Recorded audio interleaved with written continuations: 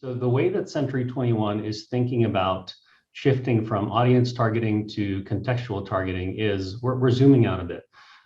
We realize that these aren't two mutually exclusive thoughts. Knowing your audience is important, like what they stand for, their belief system, understanding their shared values. However, knowing the kind of conversations that are happening within that audience is equally important. Now, you raise an important point there.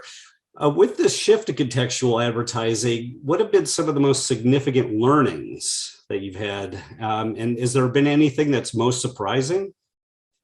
Yeah, another great question. So at Century 21, we employ this, test and learn and piling a lot of different programs into our digital activations.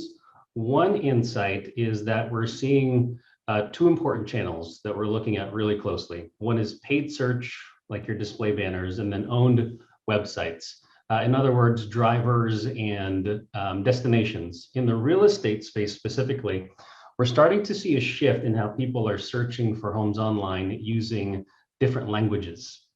Okay, so language is really important. So that means taking a deeper look into the tone and manner of language, how we're saying things versus what we're saying, and then also the payoff of those online destination experiences. So again, zooming out from just the tactical, but seeing, okay, what does this look like from a driver's perspective? And then how are people getting the payoff once you drive them to a specific destination experience?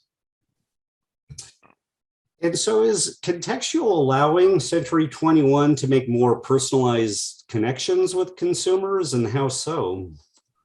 So the thing to think about when it comes to connection or personalization is connection is essential to engagement. Connection is essential to engagement. And one way we've provided more personalized connections is by delivering our national brand website in the Spanish language. So you'll notice if you actually go to espanol.century21.com, the tone, the imagery, it's a fully immersive in-culture experience as opposed to just a translated website. It's not simply a machine translation, but you actually really get into the heart of what matters most, and that's connecting people with our relentless Century 21 agents. That's a really good example in terms of appealing to different market segments. How else does creative play a role in your campaigns in driving personalization and those connections? I think creative plays a huge role in defining those campaigns and driving personalization. Here's what I mean by that. Creative often is a bit of a misnomer to something buzzworthy or a catchy spot, right? But what happens after all that excitement dissipates? We're off to the next shiny thing. So I think the best execution of creative is when the audience actually locks in with your message and then does something about it. So whether it's a thought or a next step that you're driving them to, creative needs to drive action. So creative needs to drive action. So if you ever go to a website, for example, where a visually stunning ad shows up, but it makes no sense as to why it's there in the first place, what's your immediate response? What's your impression of the site? Will you revisit that experience? Probably not. So a few weeks ago, I was pleasantly surprised by the TV in my hotel room. It said welcome, but with my first name and last name on it. After I checked out, the invoice or my online statement actually said, thanks for staying with us, Enrique. Perhaps it's a simple example, but what a terrific way to deliver personalized experiences. Was this a new concept? No, but the brand made it certain that I felt welcome. Trust is the currency for connection. And that brand or that hotel that I stayed in really started to embrace trust. I started to trust them. Guess what I did on the next trip going out there? I started looking at rooms for that specific hotel chain, right? But how do you measure trust? Because that too could be subjective.